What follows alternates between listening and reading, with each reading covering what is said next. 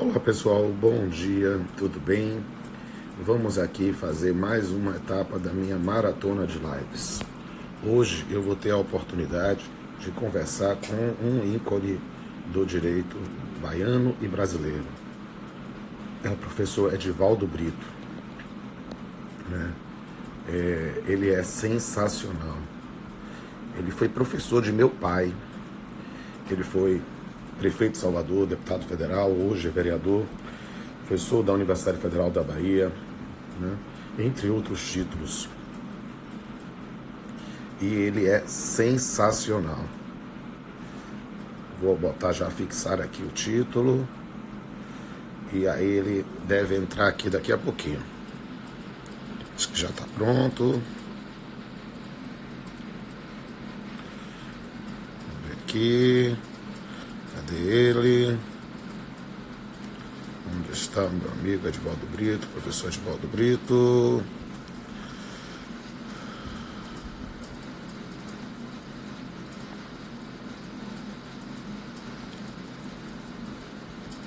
Ele vai entrar, daqui a pouco ele está entrando. Falei com agora há pouco. Aqui. Estamos só esperando ele entrar aqui. Estou até.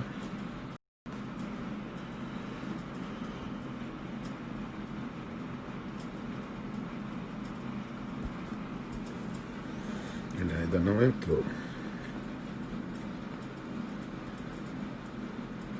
Deixa eu dar uma verificadinha aqui. Já dei uma ligadinha para ele já vai aparecer aqui. Olha ele aqui. Transmitindo com o professor Edivaldo Brito. Opa, não está conseguindo, vamos tentar de novo. Tá aparecendo. Professor, apareceu uma mensagem aí dizendo que você não está conseguindo transmitir. Não sei se você está no celular.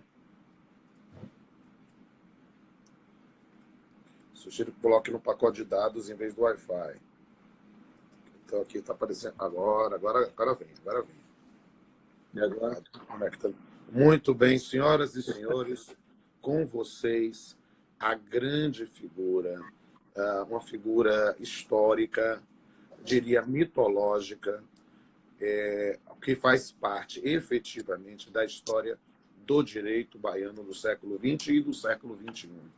Senhoras e senhores, com vocês o professor Edivaldo Brito, este senhor que está aqui à minha frente, que tem uma energia de menino, né? É fantástico. Ele é professor de direito tributário, de direito civil, ele ensinou na Mackenzie muitos anos, é nosso professor da Universidade Federal da Bahia, se aposentou na graduação, mas continua pontificando no programa de pós-graduação, onde, inclusive, foi coordenador do curso, foi prefeito de Salvador, foi deputado federal, hoje pontifica como vereador, Babá Ebé também lá do Gantuá, uma grande figura. Ele é membro da Academia de Letras Jurídicas da Bahia, do qual estou presidente hoje, mas também membro da Academia de Letras da Bahia, alguém que é realmente uma figura emblemática. Ele foi professor de meu pai. Meu pai resolveu fazer vestibular com 1976, 54 anos, formou-se em janeiro de 81, né, segundo semestre de 80, e eu conheci o professor Edivaldo Brito, eu menino ainda, eu nasci em 72. E aí eu depois tive a oportunidade de conviver com ele na Universidade Federal da Bahia, no programa de pós-graduação. Ele, inclusive, que me estimulou a criar o meu grupo de pesquisa, que está lá ativo até hoje, e é uma referência para todo mundo que estuda direito nos últimos 50 anos, sem sombra de dúvida. Um dos meus sonhos de consumo, ele sabe disso, era em relação ao meu talk show, Papeando com Problema, fazer um episódio com ele.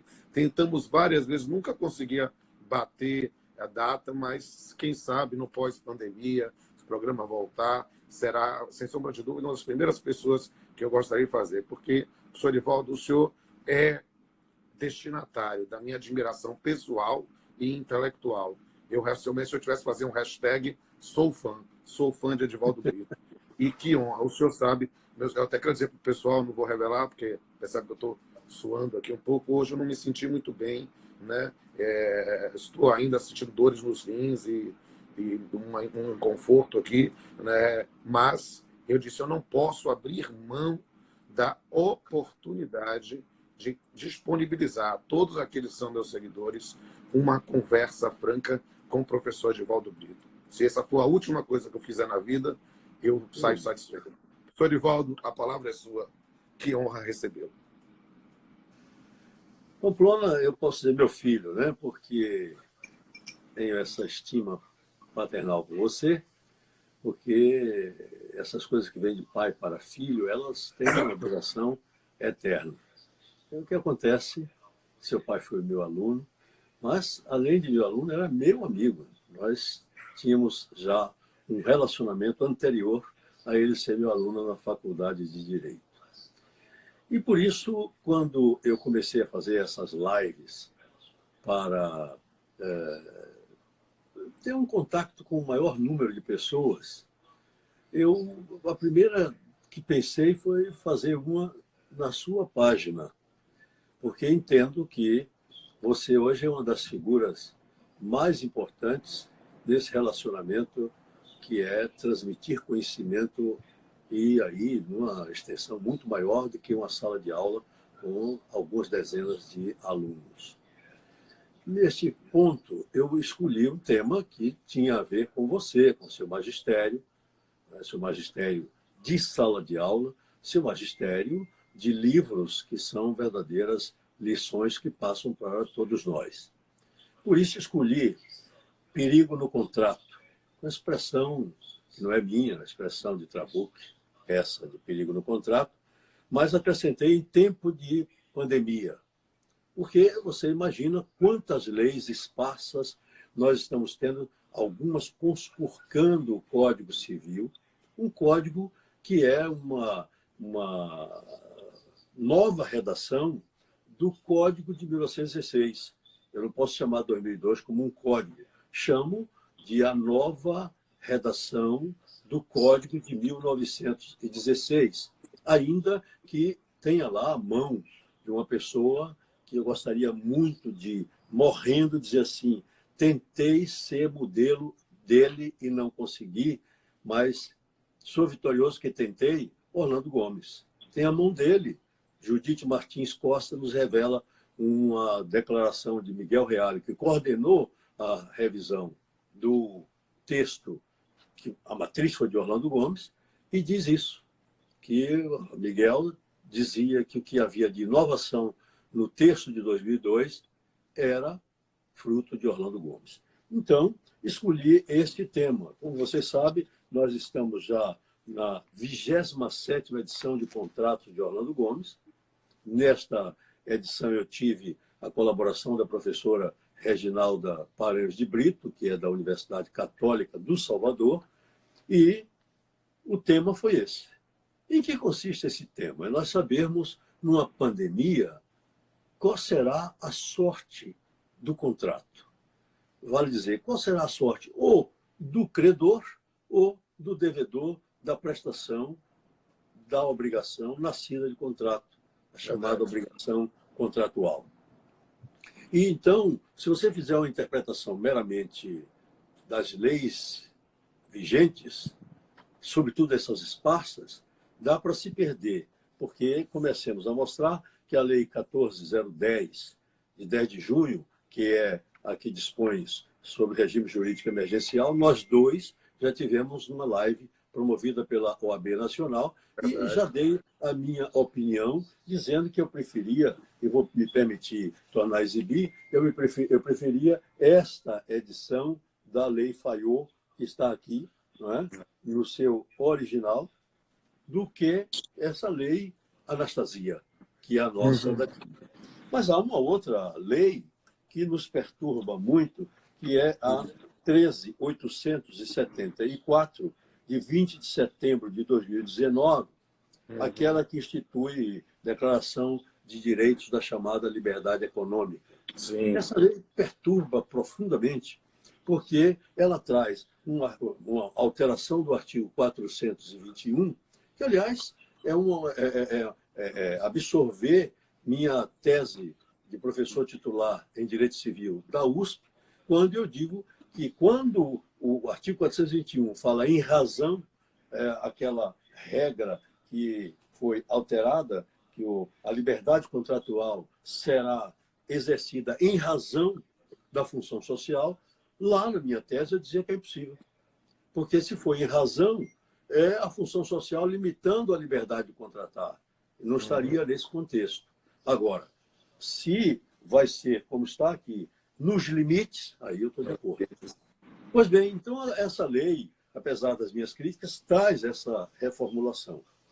Mas se não é uma interpretação, portanto, tradicional que nós deveremos fazer, mas uma interpretação lógico-jurídica, enquadrando o meu chamado método lógico-semântico, vamos partir por esse caminho para chegarmos onde desejamos. Primeira coisa que deveremos fazer, já que é uma questão que vai pela lógico-semântica, buscando, portanto, na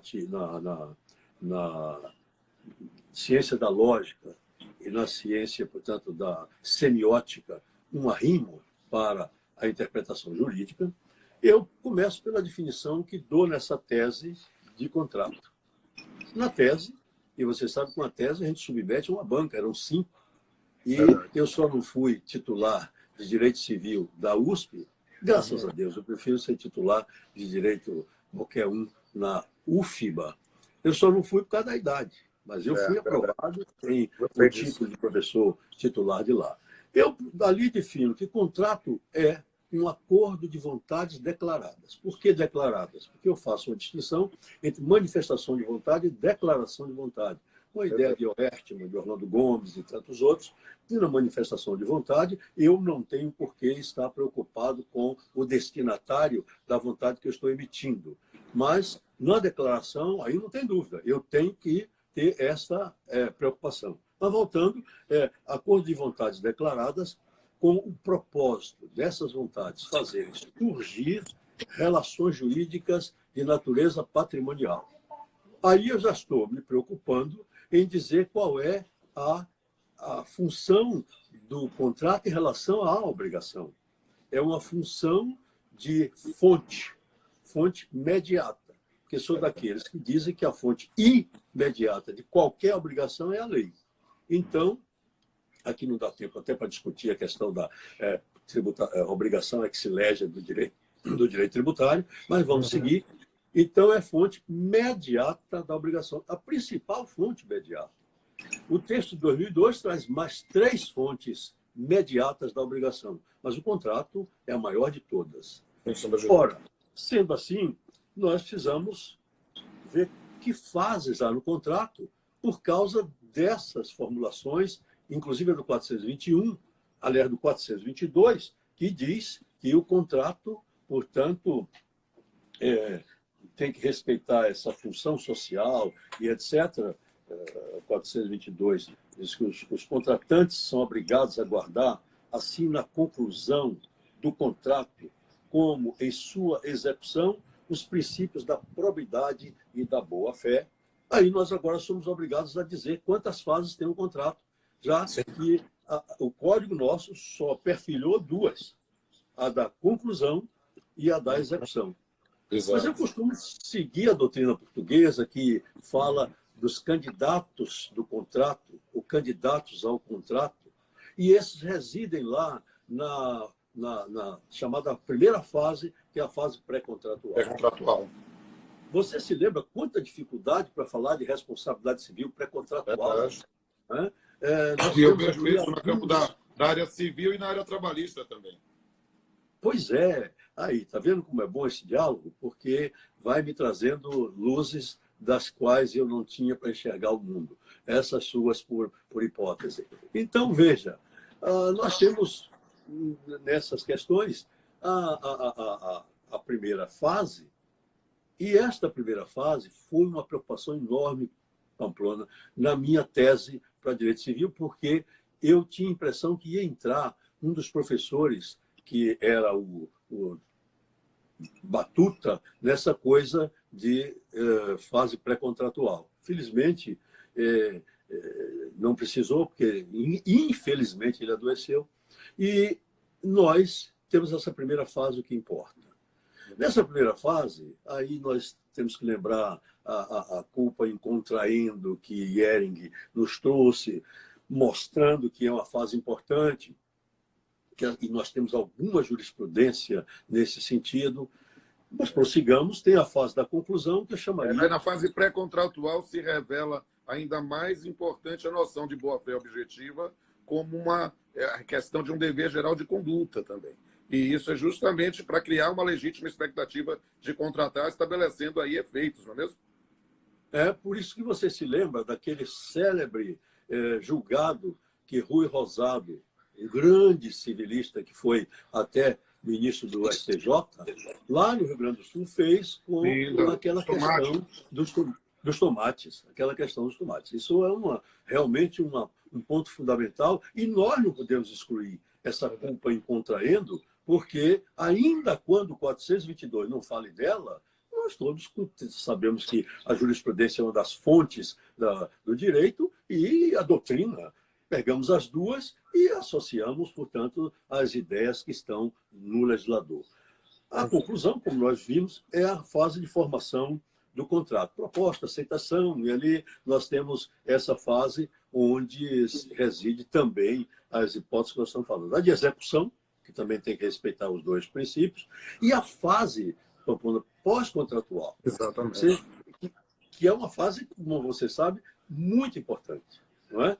E que é importantíssima também na área trabalhista, professor. Para acrescentar essa informação, justamente a difusão de informações desabonadoras referentes ao contrato, a própria situação de uma responsabilidade civil pós-contratual, de efeitos decorrentes da extinção, mas que somente se manifestam a posteriori, sem sombra de dúvida, é um tema importantíssimo. E veja, o único exemplo que eu tenho de pós-contratual é na área trabalhista, que é aquele assunto do compromisso que têm as partes de guardarem a fidelidade, o respeito aos segredos por hipótese que alguns têm na fase pós-contratual. Por isso, muito você vê jurídica trabalhista, mas tem que preservar esse segredo. Na área trabalhista, posso lhe acrescentar pelo menos 2 exemplos.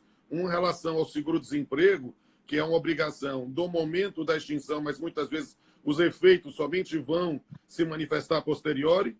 E outra, a questão da difusão de informações desabonadoras, quando nós nos referimos à expressão que é horrível, né, politicamente incorreto, que tem que ser execrada, do tema da lista negra de trabalhadores, que na Bahia foi tão terrível na época das greves do Polo Petroquímico de Camaçari. Ganhei a live com esse diálogo. Eu bem que sabia que era assim, por isso estou fazendo as provocações. Mas, então, se o contrato tem esse conceito que nós vimos aí, um conceito não, uma noção, as fases, aí sim, noção com fase, compondo o conceito, podemos falar das partes. Em princípio, como se trata de uma fonte de obrigação, nós vamos logo encontrar partes. Sim. Uma parte, conceito lindo de Orlando Gomes, teve uma discussão muito grande com grandes civilistas que se renderam a isso, que o contrato tem partes, não tem pessoas. As partes porque são 2 polos. Então, esses polos estão habitados pelo credor, que é o titular do direito subjetivo de exigir a prestação, esse direito subjetivo, direito de crédito, por isso credor. Tanto que você se lembra que os alemães chamam, em vez de direito às obrigações, chamam de direito de crédito. Né? E do devedor, né? Que é o sujeito passivo dessa obrigação. Então, 2 partes. O importante agora é saber, se houver frustração na prestação, o que é que acontece? Não é? Quem deve cumprir a prestação é sempre o devedor. Ele que tem a prestação. E se ele vai frustrar a execução dessa prestação, o que é que acontece? Aí nós começamos a ter um caminho bem longo que nós, nessa live, vamos, com o tempo que temos, fazer um resumo. Em primeiro lugar, a frustração da prestação eu vou chamar, para facilitar, de inadimplemento. Ou seja, o IN de negativo, de adimplemento que é a outra parte Cumprimento. da palavra composta, e vou dizer não pagamento. Não Isso. cumprimento da prestação. E, às vezes, eu fico pensando que é melhor dizer não cumprimento da prestação do que dizer não pagamento, porque nós temos modalidades parecidas com pagamento, assimiladas a pagamento, de que pagamento não se trata. Porque, a rigor, pagamento seria o cumprimento exato da prestação. Aí eu teria que saber se é uma obrigação de dar, uma obrigação de fazer, uma obrigação de não fazer. Né? Se é obrigação de fazer pessoal, fazer impessoal, para poder eu ter um universo de qual é realmente o pagamento, que é o cumprimento exato da prestação. Então, eu às vezes não gosto de dar a definição de inadimplemento como não pagamento. E a expressão pagamento ainda, na prática, traz uma concepção muito limitadora da visão do leigo de achar pagamento apenas como entrega do dinheiro, quando, na verdade, o pagamento é o adimplemento, em geral, de qualquer prestação, seja de fazer, não fazer, né, de dar. Exatamente. Então, vamos chamar isso de inadimplemento, e eu dividiria ele em duas categorias, o culposo e o fortuito.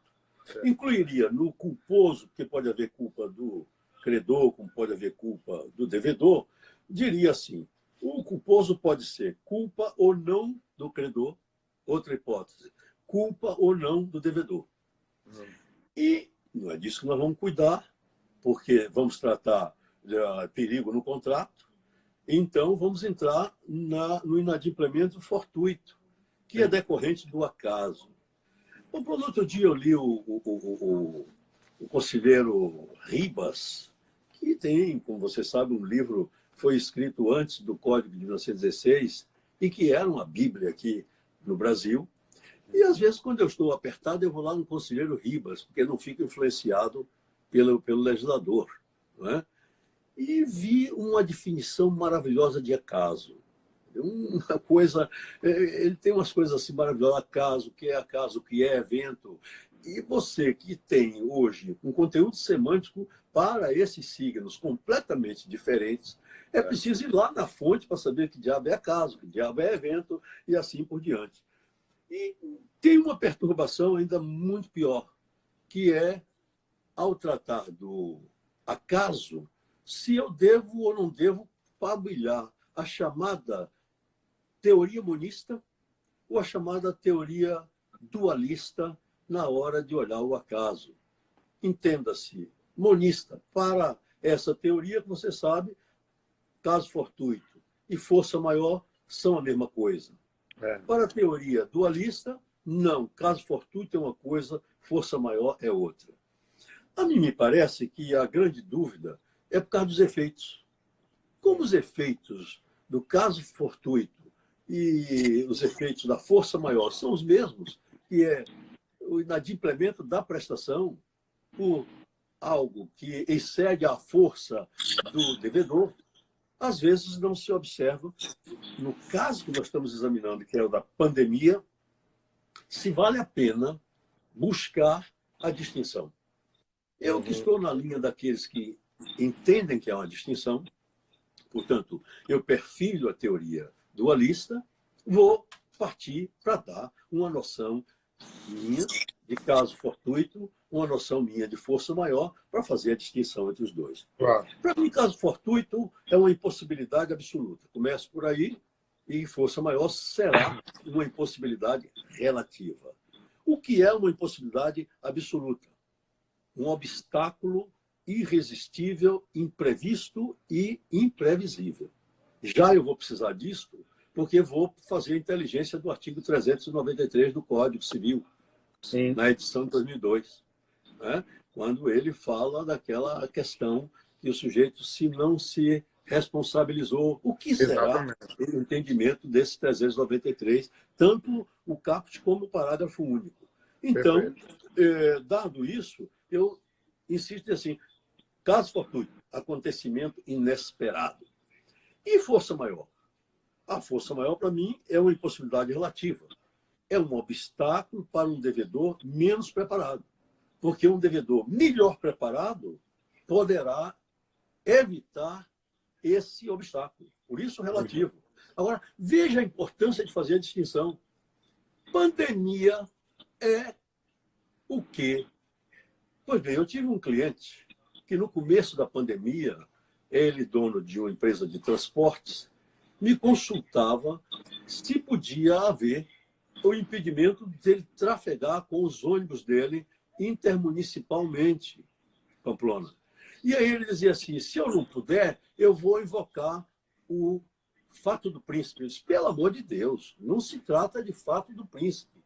A sua relação, e aí, professor Pamplona, que tem, além de todo esse espaço no direito civil, também no direito do trabalho, isso não se trata disso. Você vai buscar um outro meio, porque com o fato do príncipe, você não vai se liberar das suas prestações com os empregados. Então, felizmente, vieram outras formulações, mas eu estou dando isso para mostrar que o efeito, se é a liberação do cumprimento da prestação, nós precisamos mexer com as duas categorias.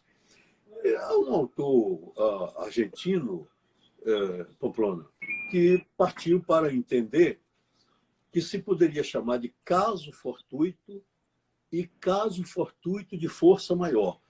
Eu não tiro a razão da ideia dele, porque se você vai lá para... O senhor já explicou a minha perplexidade com ele num gesto.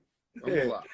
Pois é, não precisava fazer essa história de caso fortuito e caso de força maior. Ou é caso ou não é caso. E aí, por isso que eu ia explicar. Porque de onde vem a expressão caso?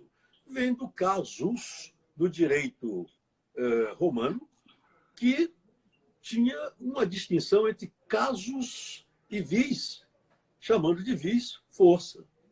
Quem mais andou viu que a vis maior pode ter tido uma raiz na vis divina, em que os gregos diziam que, e tem uma expressão latina completa, diziam que a vis maior, ou a força maior, vem da vis divina, porque em Deus está a força maior. E aí veio essa informação. Você está vendo que eu não estou partindo por esse caminho. Eu estou tentando, claro, dentro do método lógico semântico, partindo para dentro do lógico semântico, encontrar um conteúdo semântico efetivo para a distinção dos dois. Se conseguir, pelo menos para o que eu vou precisar disto lá adiante, quando fecharmos sobre a pandemia, vamos partir para a teoria do risco e depois eu volto a essa distinção que pode ser, portanto, meramente acadêmica, mas pode ter efeito no direito positivo. O que é teoria do risco? E aí nós chamamos a atenção que esse risco que eu estou falando não se trata de um dos fundamentos, hoje, da responsabilidade civil. E objetiva do parágrafo do 927. Pois é, porque nós partimos da ideia de que só haveria responsabilidade civil por culpa, né? Partimos para a responsabilidade civil pelo risco, sei lá, que se foi Josserran, mas provavelmente acho que não foi Salé, o primeiro que tratou desta matéria, do risco. Você se lembra que foi na sua área trabalhista, quando eles estavam procurando um meio de salvar a vítima de um acidente do trabalho. Eu estou falando do século XIX, não encontravam, e Edmond Salé inventou essa teoria do risco, como também inventou o contrato de adesão, como coisas dessa natureza. Exatamente. E eu perderia um tempo enorme, ou ganharia, não sei, nessas discussões. Pelo menos ganharia com você, encontrando seguidores seus que estão nos acompanhando. Mas volto, o risco que nós vamos falar aqui não é este do fundamento da responsabilidade civil, ou qualquer outro risco que se possa encontrar dentro do direito que tem signos com conteúdos semânticos lindos. Por isso, o direito civil é a coisa mais bonita que tem no mundo, de Orlando Gomes, se todo mais, doutor, é perfumaria jurídica. Isso era para mexer comigo. Você sabe que ele tinha amor paternal por mim, né? Ele mexia comigo com o meu direito de trabalho. Ele disse, doutor, esse seu direito tributário, esse direito seu é perfumaria jurídica.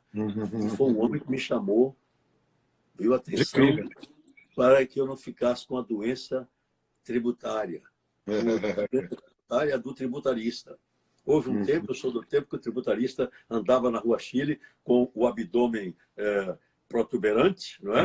E aí eu sempre perguntava o que era aquilo, aí o outro dizia assim, na Rua Chile. A Rua Chile é do tempo do seu pai, do meu tempo. Eu olhava assim e dizia assim, aquilo deve ser tributarista. Entendeu? Então, eu pensava que tinha o rei e o rei na barriga. Quando Orlando Gomes me tirou esse rei da barriga, graças a Deus. Muito bem. E aí o senhor está em forma até hoje. E está em melhor forma física do que eu até hoje. Mas tem que fazer um certo exercício, senão não fica. E comer menos. Comer menos coisas saudáveis, pelo menos, né? Mas veja, então, o que é a teoria do risco? Não é? Eu diria em 3 linhas. É o regime jurídico da atribuição dos prejuízos decorrentes do inadimplemento fortuito.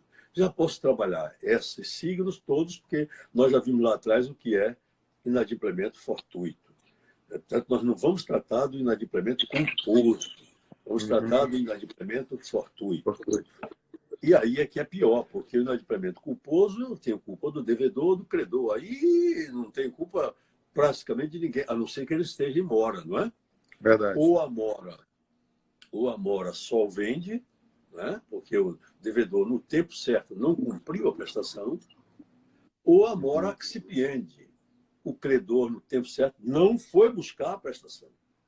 Então, em qualquer desses 2 casos, não estamos falando que é culpa de um ou culpa do outro. Né? Mesmo havendo o caso fortuito, ou mesmo havendo a força maior.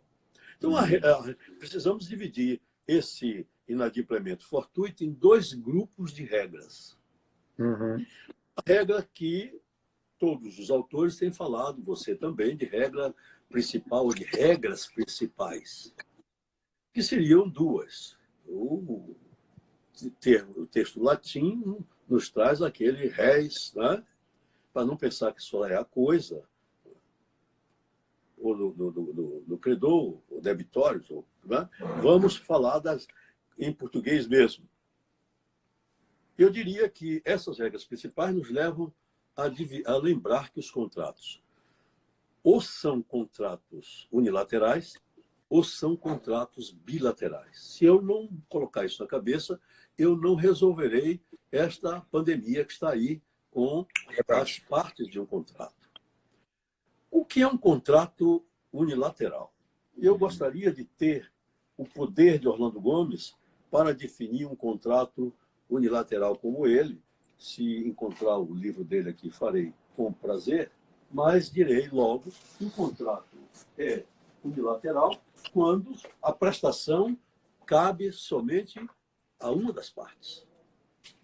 O contrato é bilateral quando a verba V, existem prestações correspondentes, existem prestações bilaterais. Ele, com a capacidade de síntese que você bem conhece, sim, diz na página 192 da 19ª edição de obrigações que contrato é unilateral se no momento em que se forma gera obrigação tão somente para uma das partes. Isso. E aí você, logo de saída, vai vendo o que eu quero chamar a atenção. Aqueles conceitos que nós fizemos de prestação, vem agora aqui. Correto? Correto. Aqueles conceitos que nós fizemos antes de formação do contrato, vem agora aqui. Então, quem vai elaborar o contrato deve se lembrar, nesta hora, de estabelecer de que será a prestação. Sim. Porque se ela for de um lado só, o contrato passa a ser unilateral. E aí voltamos para o nosso 393, Pamplona, onde ele diz com clareza, né? Quem nos está seguindo, veja, o devedor, e eu vou tirar os expressivos, o devedor, né, não responde pelos prejuízos resultantes de caso fortuito ou força maior. Isso. Aí ele completa, se expressamente não se houver por eles responsabilizado. É nessa hora da formação do contrato que o sujeito deve se lembrar desse final do artigo 393. Exatamente, no gerenciamento de riscos. Então, esse 393, enfim, é importante. Eu, quando dava aula na Universidade de Mackenzie, você se lembra que eu levei 23 anos sendo professor de obrigações na Universidade Presbiteriana Mackenzie. Sim. E eu brincava com os meninos lá em São Paulo, dizia, vocês já foram à Bahia? Todo mundo, sim. Já foram para o Carnaval? Sim. Então, continue indo para poder dar emprego aos baianos. E como estava todo mundo assim, sorrindo, eu disse, lembrem-se de Ivete Sangalo no seu caminhão. Como é que chama o caminhão? Aí todo mundo dizia, né? Caminhão de baiano é trio elétrico. Conhece a Praça Castro Alves? Conheço. Conhece a ladeira que conduz até a Rua Chile? Conheço. Miseravelmente aconteceu uma geleia, que houve gelo por todo lado. Na Praça Castro Alves, pergunto, Ivete Sangalo pode alegar que o caminhão não podendo andar porque os pneus deslizam, ela está liberada na prestação? Aí todo mundo, claro, e começava a sorrir, a Bahia tendo gelo. Eu dizia, não, no contratinho dela ela tem que fazer esta ressalva que está no final do 393. E por quê? Porque o parágrafo único do mesmo diz, o caso fortuito ou de força maior, verifica-se no fato necessário. Então, o que é o fato necessário? É aquele, e o próprio Código define, cujos efeitos não era possível evitar ou impedir por ninguém. Mas se o caso fortuito pode acontecer aí, eu só posso interpretar esse 393, esse é o parágrafo, no sentido de que, na formação, eu devo imediatamente escrever que se houver um fato, não precisa dizer que é a Praça Castro Alves ser coberta de gelo, um fato que impeça o cumprimento da prestação e que, por isso mesmo, seja um acaso, eu possa ter a liberação. Então, há uma necessidade de se destrinçar essas regras, essas normas, esses conceitos, para não se errar com a leitura exclusiva só do legislador. Parece-nos que essa situação é a ressalva sobre o caso fortuito e a força maior, que quebra o nexo causal, mas que pode haver ainda exigibilidade de alguma reparação, no caso fortuito e força maior, se assumiu essas consequências. Por exemplo, uma noção de seguro ou algo do gênero nesse ponto. Talvez seja a interpretação assim que a gente possa trazer aí para o nosso público.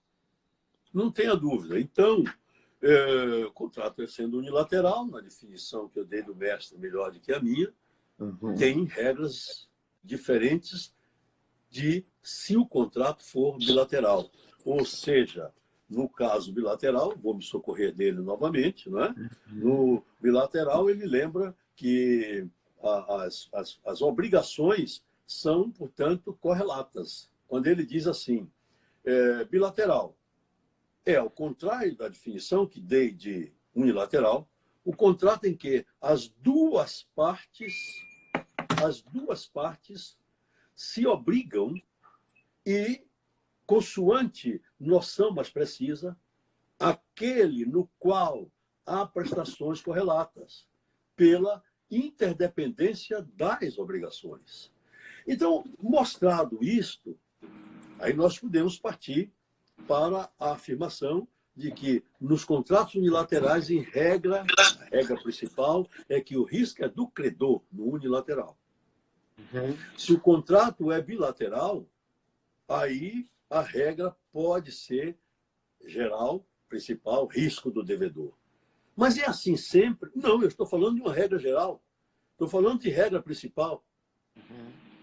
E estou falando de regra geral, de regra principal, porque nosso código está infestado de regras específicas sobre o risco. Né?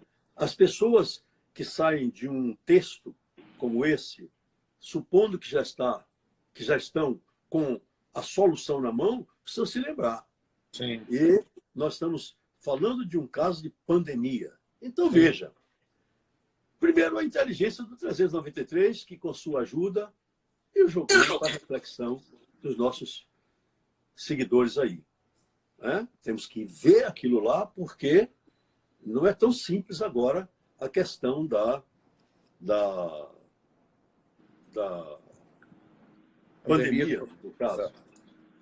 Segundo, fazermos uma distinção, se for uma obrigação de dar, e, portanto, numa obrigação de dar, eu tenho, como você sabe, da coisa certa ou coisa incerta, só para recordar, a coisa certa é aquela que está definida pelas partes com todos os seus requisitos, pressupostos, o que mais quiserem dizer. Exato. A coisa incerta é aquela que, por acaso, eu coloco só o gênero. E eu brincava sempre, se eu precisar de entregar um cavalo e eu disser simplesmente que vou entregar no dia tal um cavalo, é coisa certa? Aí, no primeiro momento da aula, o aluno, ainda em soço, pode ser assim, sem sal jurídico, dizia, sim, é uma coisa certa. Aí eu era obrigado a ir para o quadro para dizer que podia ser um cavalo desdentado, podia ser um cavalo onde tivesse uma das patas com defeito. E aí ia por aí, a crina do cavalo podia não ser a que tinha, para mostrar a importância dessa classificação de dar coisa certa e coisa incerta. Ora, neste caso, Pamplona, eu ainda lembrava que o nosso código distingue entre perda da coisa, que eu definia para eles como perecimento, como desaparecimento total da coisa, e a deterioração, que eu dizia a eles que aí seria a perda parcial. Não me satisfazia só com isso. E eu ia... Você vai agora discutir se essa perda foi com culpa ou sem culpa. E aí nós vamos ver culpa do devedor, culpa do credor. E mais do que isso, se é um caso de entrega ou se é um caso de restituição. Porque, no caso de entrega, é o devedor que vai cumprir a prestação entregando o objeto ao credor.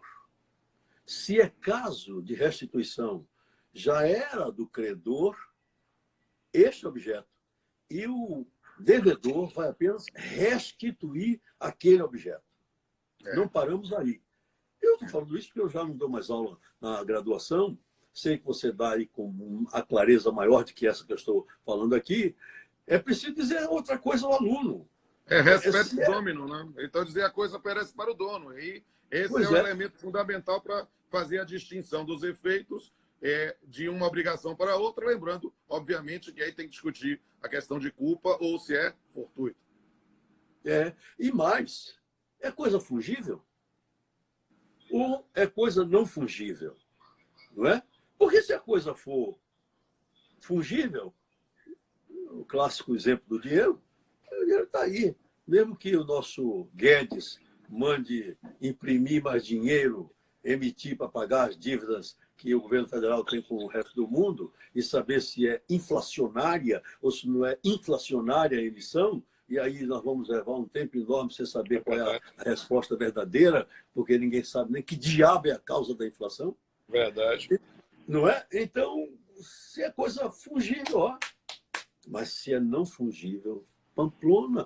Hoje, foi ontem, aliás, que eu vi um sujeito tendo, esse sujeito de aplicativo, pegando um cachorrinho para botar dentro do carro para dar um passeio com o cachorrinho, né? Já que as pessoas não vão para chamando mais o motorista aplicativo, leva o cachorro. E botou o cachorro e ia dar um passeio. Imagina, Pamplona, se esse cachorro foge, imagina se esse cachorro morre, imagina se esse cachorro não sei o quê. Esse motorista de aplicativo, coitado, nem está sabendo disso. E imagine você se esse cachorro tem um pedigree que vale uma fortuna. Rapaz, entra nessa questão agora da pandemia. Não é? Independente do valor, o cachorro pertencendo a alguém é um bem infungível, porque não tem como substituir por outro. Não né? tem. Isso Não estabelece tem. uma relação de afeto. Com certeza. Então, se é assim, eu costumava, Pamplona, chamar a atenção, eu acho que o tempo dá para fazer isso, eu costumava chamar a atenção para essa questão do... E fazia dando só os artigos como eu vou fazer agora. Quem estiver nos acompanhando, tiver um lápis, pode acompanhar. No caso de perda, tanto de perecimento, dar coisa, se a perda foi com culpa, eu falava se é caso de entrega ou se é caso de restituição. E dizia, se é perda com culpa, ou seja, perecimento, e é entrega, o credor recebe o equivalente mais perdas e danos. E aí, pode-se ver isso na segunda parte do artigo 234. Você está vendo quanta regrinha específica nós temos no Código. Se é restituição, a mesma coisa, o credor recebe o equivalente e mais perdas e danos, e a regra está no 239. Se trata de uma perda sem culpa, então o que é que nós tínhamos? Resolução do contrato, se trata de entrega. Então, resolve-se a obrigação e, se está resolvida a obrigação, está liberado, portanto, de cumprir essa prestação. É o 234, parte primeira, ou, se trata de restituição, é o 238. Portanto, eu falei 234, 239 e 238. Vamos para deterioração ou perda parcial. Aí eu tenho, com culpa, caso de entrega, aí o Código diz que o credor opta. Opta por quê? Ou receber o equivalente mais perdas e danos. Neste caso, eu estou na área do 236, ou ele, então, opta por aceitar a coisa no estado em que ela se encontra, porque não houve perecimento, foi uma perda parcial, né? Mais perdas e danos, e eu estou também nesse 236. Se é caso de restituição, a regra é a mesma, ele pode fazer a opção, e está no 240, segunda parte, e se é sem culpa, também ele opta, e nesse caso é o 240, inciso 2, e se for restituição, também é o 235. Então, nesses casos, nós temos regras específicas quando se trata de uma obrigação de dar. Mas ainda temos, Pamplona, 8 regras que eu... 1, 2, 3, 4, 5, 6, 7... 8 regras que eu liberei aqui, e como suas considerações finais são também muito importantes para mim, eu as passo para quem quiser anotar. O 492, parágrafos 1º e 2º. 492, parágrafos 1º e 2º. 494, o 567, o 575 e o 583, no grupo dos 500. No grupo dos artigos 600, 613, 636 e 642. E concluo dizendo que a solução não está em todos os códigos do mundo. Cada um tem a sua solução. Não há possibilidade de pegar um dos grandes civilistas, Josserand, Planiol, Ripé, quem quiser, e encontrar uma solução idêntica. Não há quem quiser pegar o meu jurista querido do meu coração, Pamplona, com Pablito, Pablo Stouze, e querer a solução que Edivaldo Brito está dando aqui. Não há como pegar Orlando Gomes, papa e pai de todos nós, intelectual, e querer a mesma solução. Por isso eu digo que há certos sistemas, como o Código Civil Argentino, onde eu achei uma coisa interessante, de tantos quantos tenho visto, por ser um pouquinho mais perto do nosso, que ele trata da matéria nos artigos 513 e 514 apenas. E peca, sobretudo, por causa da tentativa de uma regra geral. Olha só a definição que está, vamos primeiro para o 514, dizendo que caso fortuito, numa tradução livre que eu estou fazendo, é o que não tem podido prever-se, que não se pôde prever, ou que, previsto, não se pôde evitar.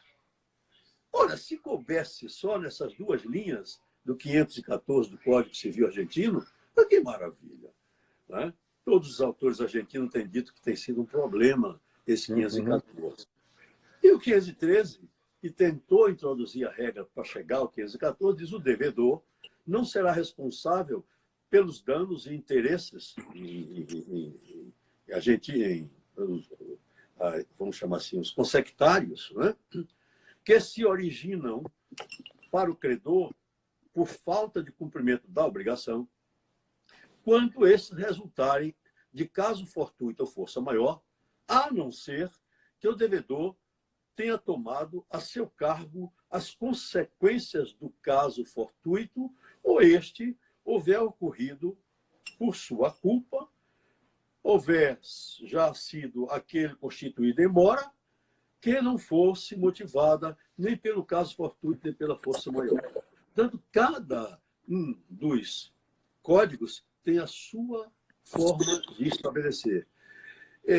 Vamos cuidar do nosso código, com a complexidade que nós colocamos, e sabermos que a pandemia não se resolve nem pela lei emergencial de Anastasia, aquela que nós dois comentamos lá atrás, a pedido da OAB Nacional, a coordenação do nosso queridíssimo Luiz Viana Queiroz, nem por essa lei que saiu agora, não é?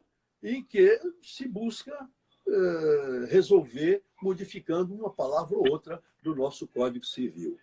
Havendo pandemia, procura o professor Pamplona, que ele vai dar a solução para vocês de como resolver a questão do inadimplemento fortuito. E acho que esse tema do inadimplemento fortuito, como o senhor colocou de maneira super didática, a gente vai justamente buscar aí na Lei Faiô e justamente nessa construção da teoria da imprevisão, talvez a melhor resposta a se dar. Porque eu não sei a opinião do senhor, mas a minha impressão é que nós estamos efetivamente não sabendo como aplicar a teoria da imprevisão.